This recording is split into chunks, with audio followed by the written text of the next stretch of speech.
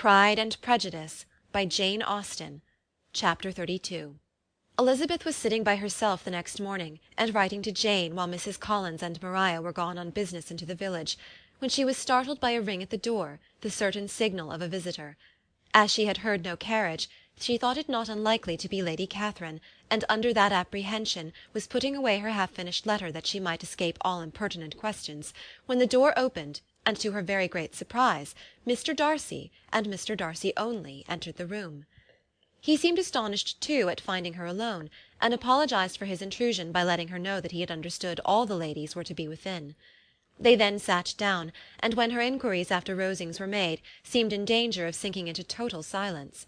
It was absolutely necessary, therefore, to think of something, and in this emergence, recollecting when she had seen him last in Hertfordshire, and feeling curious to know what he would say on the subject of their hasty departure, she observed, "How very suddenly you all quitted Netherfield last November, Mr. Darcy.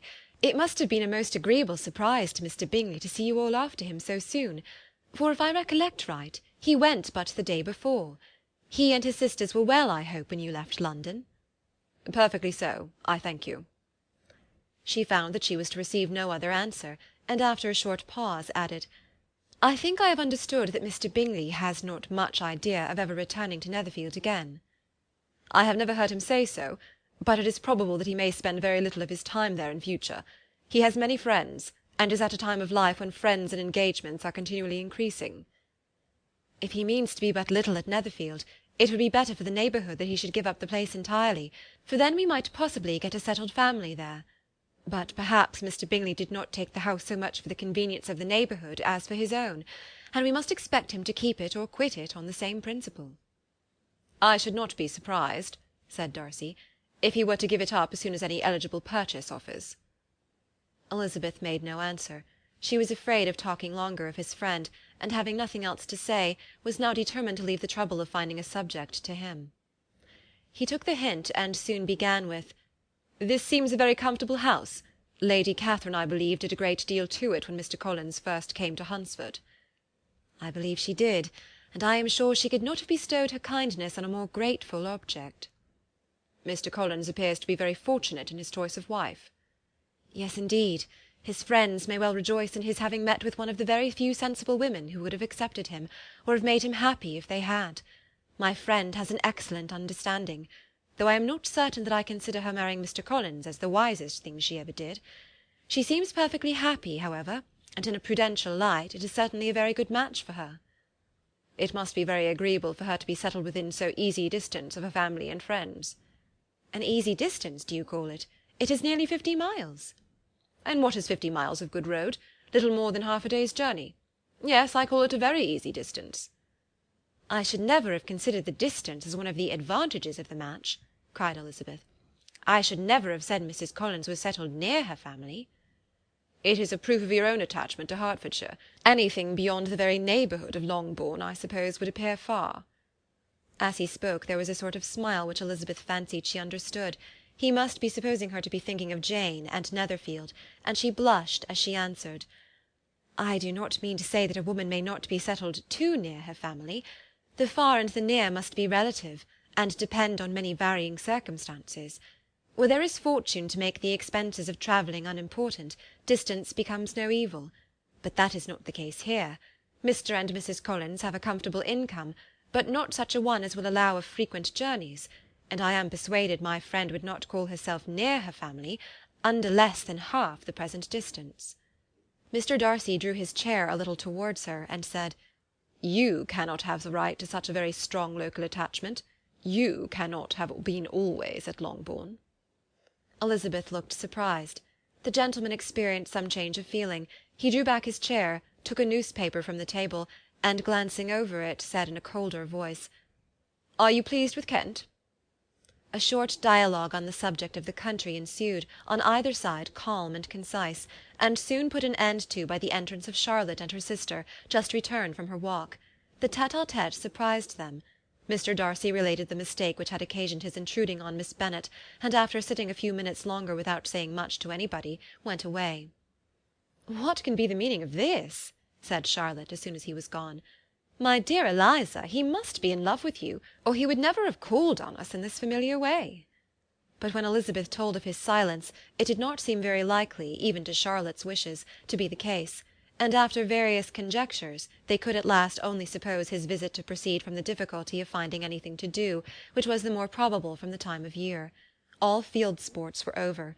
Within doors there was Lady Catherine, books, and a billiard-table, but a gentleman cannot always be within doors, and in the nearness of the parsonage, or the pleasantness of the walk to it, or of the people who lived in it, the two cousins found a temptation from this period of walking thither almost every day. They called at various times of the morning, sometimes separately, sometimes together, and now and then accompanied by their aunt.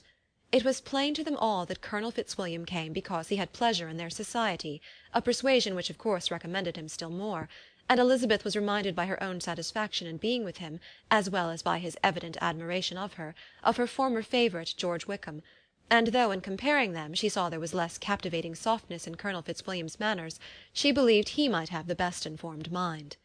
But why Mr. Darcy came so often to the parsonage it was more difficult to understand. It could not be for society, as he frequently sat there 10 minutes together without opening his lips, and when he did speak it seemed the effect of necessity rather than of choice, a sacrifice to propriety, not a pleasure to himself. He seldom appeared really animated. Mrs. Collins knew not what to make of him. Colonel Fitzwilliam's occasionally laughing at his stupidity proved that he was generally different, which her own knowledge of him could not have told her, and as she would like to have believed this change the effect of love, and the object of that love her friend Eliza, she set herself seriously at work to find it out. She watched him whenever they were at Rosings, and whenever he came to Hunsford, but without much success. He certainly looked at her friend a great deal, but the expression of that look was disputable. It was an earnest, steadfast gaze, but she often doubted whether there were much admiration in it, and sometimes it seemed nothing but absence of mind. She had once or twice suggested to Elizabeth the possibility of his being partial to her, but Elizabeth always laughed at the idea, and Mrs. Collins did not think it right to press the subject, from the danger of raising expectations which might only end in disappointment, for in her opinion it admitted not of a doubt that all her friend's dislike would vanish if she could suppose him to be in her power. In her kind schemes for Elizabeth she sometimes planned her marrying Colonel Fitzwilliam. He was beyond comparison the most pleasant man, he certainly admired her, and his situation in life was most eligible, but, to counterbalance these advantages, Mr. Darcy had considerable patronage in the church, and his cousin could have none at all. Chapter 32. Pride and Prejudice, by Jane Austen. Chapter 33. More than once did Elizabeth, in her ramble within the park, unexpectedly meet Mr. Darcy. She felt all the perverseness of the mischance that should bring him where no one else was brought, and, to prevent its ever happening again, took care to inform him at first that it was a favourite haunt of hers. How it could occur a second time, therefore, was very odd. Yet it did, and even a third. It seemed like wilful ill-nature, or a voluntary penance, for on these occasions it was not merely a few formal inquiries and an awkward pause and then away, but he actually thought it necessary to turn back and walk with her. He never said a good deal, nor did she give herself the trouble of talking or of listening much, but it struck her in the course of their third rencontre that he was asking some odd unconnected questions, about her pleasure in being at Hunsford, her love of solitary walks, and her opinion of Mr. and Mrs. Collins's happiness, and that in speaking of Rosings, and her not perfectly understanding the house, he seemed to expect that whenever she came into Kent again she would be staying there too. His words seemed to imply it. Could he have Colonel Fitzwilliam in his thoughts? She supposed if he meant anything he must mean an allusion to what might arise in that quarter. It distressed her a little, and she was quite glad to find herself at the gate in the pales opposite the parsonage. She was engaged one day as she walked in perusing Jane's last letter, and dwelling on some passages which proved that Jane had not written in spirits, when instead of being again surprised by Mr. Darcy, she saw on looking up that Colonel Fitzwilliam was meeting her. Putting away her letter immediately, and forcing a smile, she said, "I did not know before that you ever walked this way." "I have been making the tour of the park," he replied, "as I generally do every year, and intend to close it with a call at the parsonage. Are you going much further?" "No, I should have turned in a moment." And accordingly she did turn, and they walked towards the parsonage together. "Do you certainly leave Kent on Saturday?" she said. "Yes, if Darcy does not put it off again, but I am at his disposal. He arranges the business just as he pleases." "And if not able to please himself in the arrangement, he has at least pleasure in the great power of choice. I do not know anybody who seems more to enjoy the power of doing what he likes than Mr. Darcy." "He likes to have his own way very well," replied Colonel Fitzwilliam, "but so we all do. It is only that he has better means of having it than many others, because he is rich, and many others are poor. I speak feelingly. A younger son, you know, must be inured to self-denial and dependence." "In my opinion, the younger son of an earl can know very little of either. Now, seriously, what have you ever known of self-denial and dependence? When have you been prevented by want of money from going wherever you chose, or procuring anything you had a fancy for?" "These are home questions, and perhaps I cannot say that I have experienced many hardships of that nature. But in matters of greater weight I may suffer from want of money. Younger sons cannot marry where they like." "Unless where they like women of fortune, which I think very often they do." "Our habits of expense make us too dependent, and there are not many in my rank of life who can afford to marry without some attention to money." "Is this," thought Elizabeth, "meant for me?" And she coloured at the idea, but recovering herself, said in a lively tone, "And pray, what is the usual price of an earl's younger son? Unless the elder brother is very sickly, I suppose you would not ask above 50,000 pounds." He answered her in the same style, and the subject dropped. To interrupt a silence which might make him fancy her affected with what had passed, she soon afterwards said, "I imagine your cousin brought you down with him chiefly for the sake of having someone at his disposal. I wonder he does not marry, to secure a lasting convenience of that kind. But perhaps his sister does as well for the present, and as she is under his sole care, he may do what he likes with her." "No," said Colonel Fitzwilliam, "that is an advantage which he must divide with me. I am joined with him in the guardianship of Miss Darcy." "Are you indeed? And pray what sort of guardians do you make? Does your charge give you much trouble? Young ladies of her age are sometimes a little difficult to manage, and if she has the true Darcy spirit, she may like to have her own way." As she spoke, she observed him looking at her earnestly, and the manner in which he immediately asked her why she supposed Miss Darcy likely to give them any uneasiness, convinced her that she had somehow or other got pretty near the truth. She directly replied, "You need not be frightened. I never heard any harm of her, and I dare say she is one of the most tractable creatures in the world. She is a very great favourite with some ladies of my acquaintance, Mrs. Hurst and Miss Bingley. I think I have heard you say that you know them." "I know them a little. Their brother is a pleasant, gentlemanlike man. He is a great friend of Darcy's." "Oh, yes," said Elizabeth dryly. "Mr. Darcy is uncommonly kind to Mr. Bingley, and takes a prodigious deal of care of him." "Care of him? Yes, I really believe Darcy does take care of him in those points where he most wants care. From something that he told me in our journey hither, I have reason to think Bingley very much indebted to him. But I ought to beg his pardon, for I have no right to suppose that Bingley was the person meant. It was all conjecture." "What is it you mean?" "It is a circumstance which Darcy could not wish to be generally known, because if it were to get round to the lady's family, it would be an unpleasant thing." "You may depend upon my not mentioning it." "And remember that I have not much reason for supposing it to be Bingley. What he told me was merely this, that he congratulated himself on having lately saved a friend from the inconveniences of a most imprudent marriage, but without mentioning names or any other particulars, and I only suspected it to be Bingley from believing him the kind of young man to get into a scrape of that sort, and from knowing them to have been together the whole of last summer." "Did Mr. Darcy give you reasons for this interference?" "I understood that there are some very strong objections against the lady." "And what arts did he use to separate them?" "He did not talk to me of his own arts," said Fitzwilliam, smiling. "He only told me what I have told you now." Elizabeth made no answer, and walked on, her heart swelling with indignation. After watching her a little, Fitzwilliam asked her why she was so thoughtful. "I am thinking of what you have been telling me," said she. "Your cousin's conduct does not suit my feelings. Why was he to be the judge?" "You are rather disposed to call his interference officious?" "I do not see what right Mr. Darcy had to decide on the propriety of his friend's inclination, or why upon his own judgment alone he was to determine and direct in what manner his friend was to be happy. But," she continued, recollecting herself, "as we know none of the particulars, it is not fair to condemn him. It is not to be supposed that there was much affection in the case." "That is not an unnatural surmise," said Fitzwilliam, "but it is a lessening of the honour of my cousin's triumph very sadly."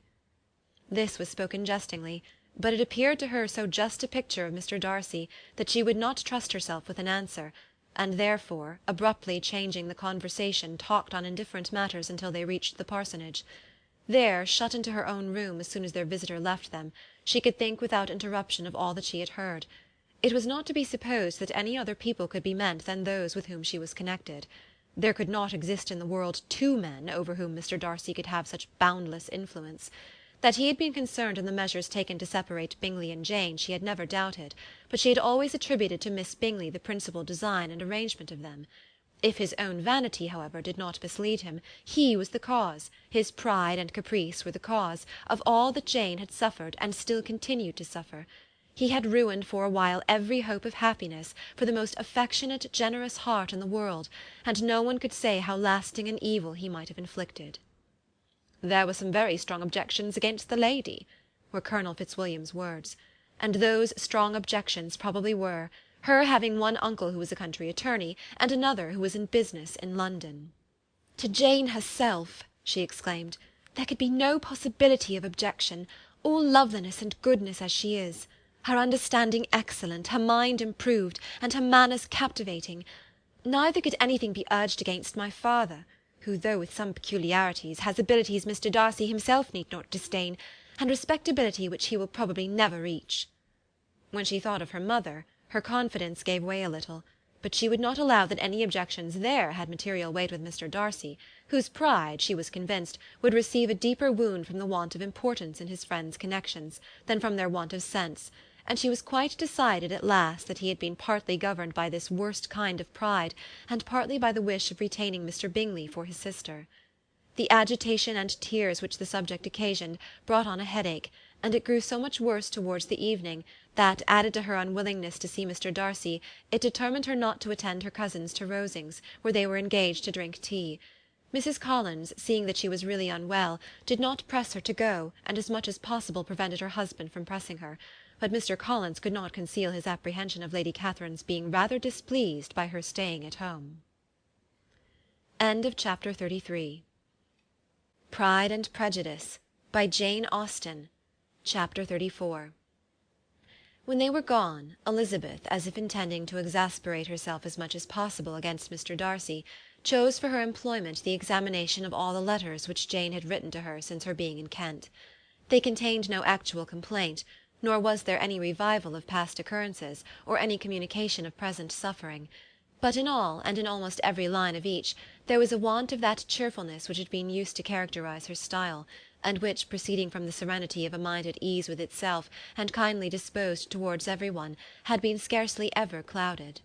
Elizabeth noticed every sentence conveying the idea of uneasiness, with an attention which it had hardly received on the first perusal. Mr. Darcy's shameful boast of what misery he had been able to inflict gave her a keener sense of her sister's sufferings. It was some consolation to think that his visit to Rosings was to end on the day after the next, and a still greater, that in less than a fortnight she should herself be with Jane again, and enabled to contribute to the recovery of her spirits by all that affection could do. She could not think of Darcy's leaving Kent without remembering that his cousin was to go with him, but Colonel Fitzwilliam had made it clear that he had no intentions at all, and agreeable as he was, she did not mean to be unhappy about him. While settling this point, she was suddenly roused by the sound of the door-bell, and her spirits were a little fluttered by the idea of its being Colonel Fitzwilliam himself, who had once before called late in the evening, and might now come to inquire particularly after her.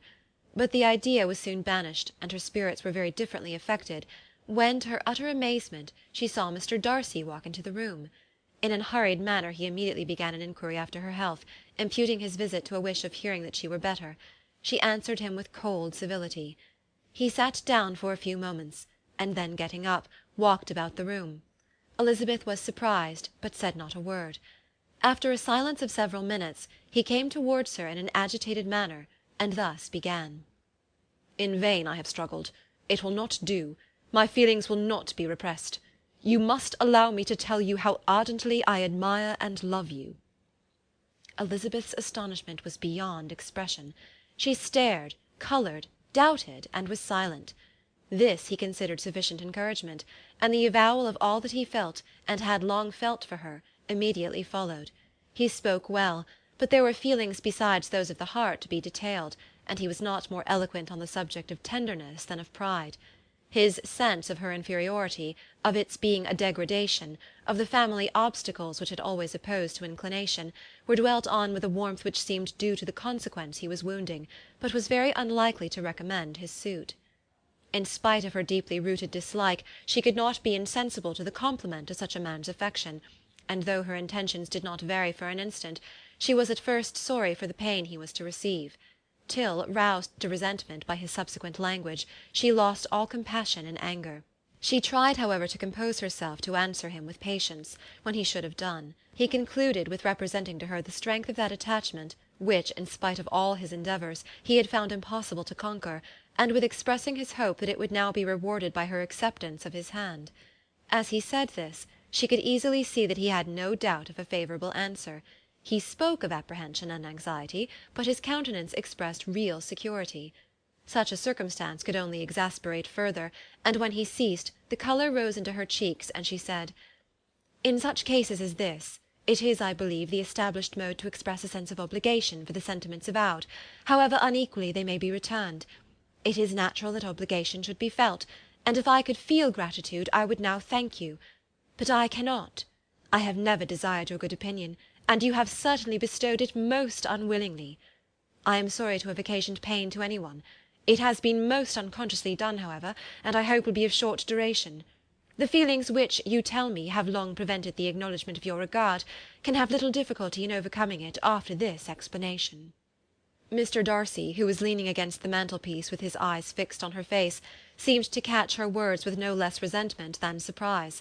His complexion became pale with anger, and the disturbance of his mind was visible in every feature.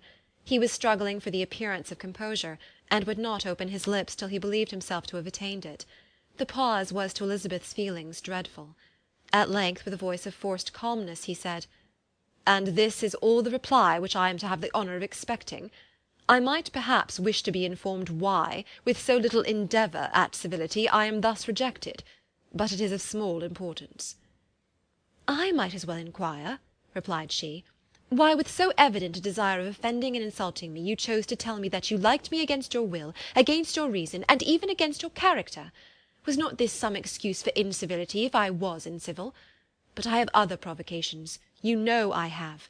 Had not my feelings decided against you, had they been indifferent, or had they even been favourable, do you think that any consideration would tempt me to accept the man who has been the means of ruining, perhaps for ever, the happiness of a most beloved sister?" As she pronounced these words, Mr. Darcy changed colour, but the emotion was short, and he listened without attempting to interrupt her, while she continued, "I have every reason in the world to think ill of you. No motive can excuse the unjust and ungenerous part you acted there. You dare not, you cannot deny that you have been the principal, if not the only means of dividing them from each other, of exposing one to the censure of the world for caprice and instability, and the other to its derision for disappointed hopes, and involving them both in misery of the acutest kind." She paused, and saw with no slight indignation that he was listening with an air which proved him wholly unmoved by any feeling of remorse. He even looked at her with a smile of affected incredulity. "Can you deny that you have done it?" she repeated. With assumed tranquillity he then replied, "I have no wish of denying that I did everything in my power to separate my friend from your sister, or that I rejoice in my success. Towards him I have been kinder than towards myself."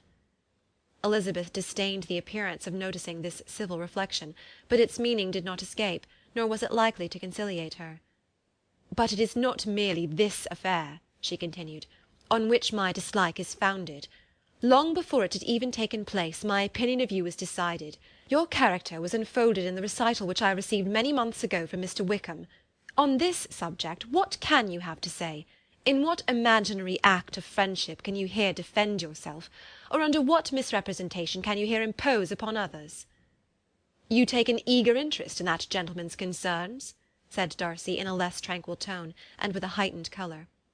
"Who that knows what his misfortunes have been can help feeling an interest in him?" "His misfortunes!" repeated Darcy contemptuously. "Yes, his misfortunes have been great indeed." "And of your infliction," cried Elizabeth with energy. "You have reduced him to his present state of poverty, comparative poverty. You have withheld the advantages which you must know to have been designed for him. You have deprived the best years of his life of that independence which was no less his due than his desert. You have done all this, and yet you can treat the mention of his misfortune with contempt and ridicule." "And this," cried Darcy, as he walked with quick steps across the room, "is your opinion of me? This is the estimation in which you hold me? I thank you for explaining it so fully. My faults, according to this calculation, are heavy indeed. But perhaps," added he, stopping in his walk, and turning towards her, "these offences might have been overlooked, had not your pride been hurt by my honest confession of the scruples that had long prevented my forming any serious design.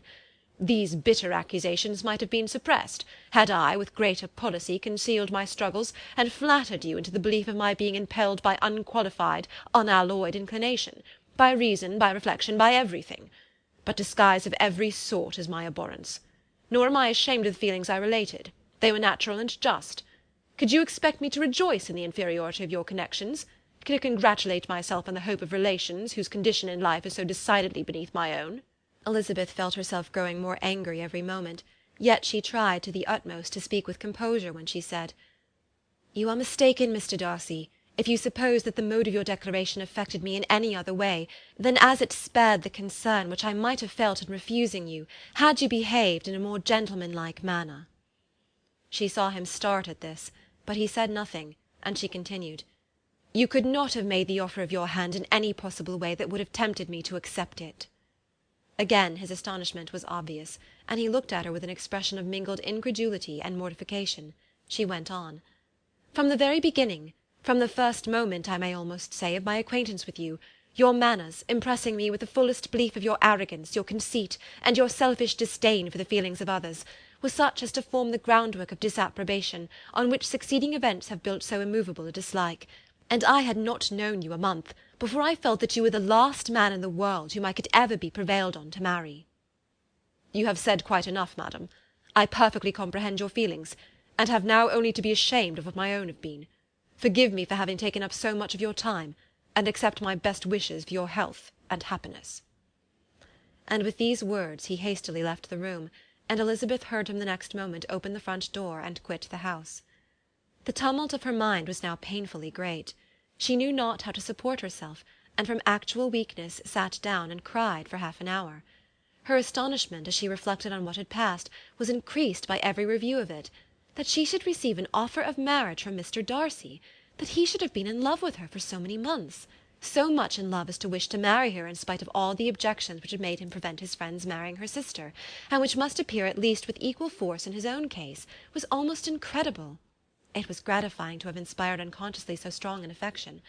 But his pride, his abominable pride, his shameless avowal of what he had done with respect to Jane, his unpardonable assurance in acknowledging, though he could not justify it, and the unfeeling manner in which he had mentioned Mr. Wickham, his cruelty towards whom he had not attempted to deny, soon overcame the pity which the consideration of his attachment had for a moment excited.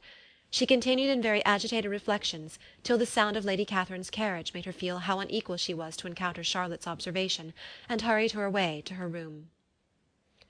Chapter 34